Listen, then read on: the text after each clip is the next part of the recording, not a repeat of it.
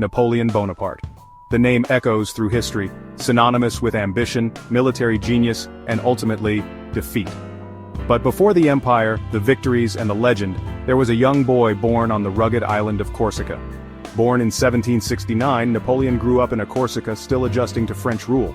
This sense of being both an insider and an outsider, a Frenchman with Corsican roots, would shape his worldview. He was a bright student, excelling in mathematics and military history, subjects that would serve him well in the years to come. At the tender age of 16, Napoleon embarked on his military career, graduating from the École Militaire in Paris. The French Revolution was about to erupt, and the young officer would find himself swept up in the tide of change, his destiny forever intertwined with the fate of France. Little did he know, this revolution would become his springboard to power. The French Revolution provided the chaotic backdrop against which Napoleon's star would rise. He quickly climbed the ranks, demonstrating tactical brilliance and an uncanny ability to inspire his troops. His first major victory came at the Siege of Toulon in 1793, where his strategic use of artillery earned him recognition and promotion. Napoleon's reputation as a brilliant military mind only grew with each passing year.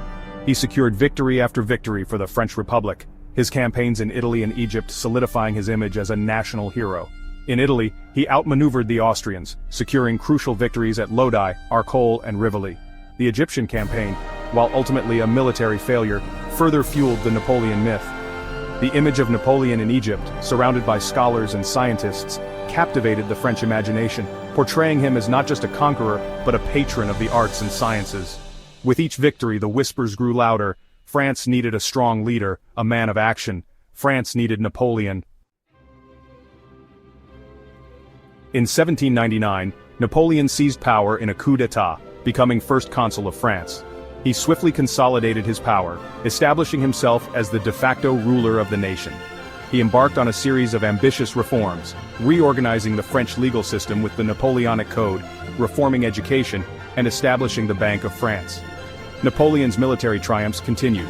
He defeated Austria and her allies in a series of decisive battles, culminating in the Battle of Austerlitz in 1805, a masterpiece of strategic brilliance. This victory cemented his dominance over Europe and led to the establishment of the French Empire, with Napoleon crowning himself emperor in 1804. Under Napoleon's rule, France reached the zenith of its power. His empire stretched across Europe, from Spain in the west to the borders of Russia in the east. He installed his relatives and allies on the thrones of conquered nations, creating a network of alliances meant to secure French hegemony. Yet even at the height of his power, the seeds of his downfall were being sown. Section 4. The Tide Turns, the Iberian Ulcer and the Russian Winter. The first cracks in Napoleon's empire appeared in Spain. His intervention in Spanish affairs, deposing the Spanish king and placing his brother Joseph on the throne, ignited a fierce resistance. The Spanish guerrilla warfare, supported by British forces, drained French resources and became known as the Spanish Ulcer, a constant drain on Napoleon's strength. In 1812, Napoleon made what would prove to be his most fateful decision, the invasion of Russia. He led his Grande Armée, over 600,000 strong, into the vast expanse of Russia, seeking to force Tsar Alexander I to submit to his demands. The Russians, however, adopted a scorched earth policy, retreating into the vastness of their land and leaving nothing but destruction in their wake. The Battle of Borodino, a Pyrrhic victory for the French, left both armies decimated. Napoleon captured Moscow, but the city was engulfed in flames, offering him no respite. With winter approaching and supplies dwindling, Napoleon was forced to order a retreat. The brutal Russian winter decimated the Grande Armée, with only a fraction of the original force limping back to France. Section 5. The Fall from Grace, Leipzig, Elba, and the 100 Days. The disaster in Russia emboldened Napoleon's enemies. Great Britain, Prussia, Austria, and Russia formed a new coalition, determined to end Napoleon's domination of Europe. In 1813, at the Battle of Leipzig, known as the Battle of the Nations, Napoleon faced a combined army larger than his own. Despite a valiant effort, the French were defeated, and Napoleon was forced to retreat back to France. The writing was on the wall. Paris fell in 1814, and Napoleon was forced to abdicate, ending his reign as Emperor of the French. He was exiled to the island of Elba, a small island off the coast of Italy. However, Napoleon's story was far from over. In 1815, he escaped Elba and landed on the shores of France. His return ignited a wave of popular support, and he quickly rallied his former soldiers to his cause. The 100 Days had begun. Section 6. Waterloo and the Setting Sun, the final defeat. Napoleon's return to power was short-lived. The European powers, alarmed by his escape, once again united against him. At the Battle of Waterloo, on June 18, 1815, Napoleon faced off against a British and Prussian army led by the Duke of Wellington and Gebhard von Blücher. The battle raged for hours, a brutal clash of arms that would decide the fate of Europe. Despite moments of brilliance, Napoleon's army was ultimately defeated. The dream of a restored French Empire lay shattered on the battlefield of Waterloo. This time, there would be no escape, no triumphant return.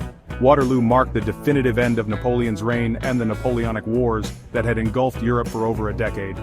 The once mighty emperor was once again forced to abdicate, his dreams of empire lying in ruins.